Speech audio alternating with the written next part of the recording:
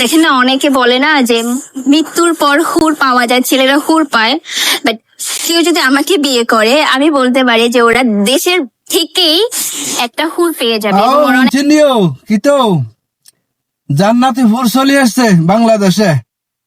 হুর না ফকিন্নি অর্ধ পোশাকে নাচতেছে এবং কি বলতেছে বাংলাদেশের মধ্যে আমি একটা জান্নাতি হুর, যারা আমারে পাইবো তারা ধন্য হয়ে যাব। হা হা হা, ও এ হুরের ফাঁসা বারে 4টা বারে দিতে পারলে মনে দুঃখটা আমার যাইতো।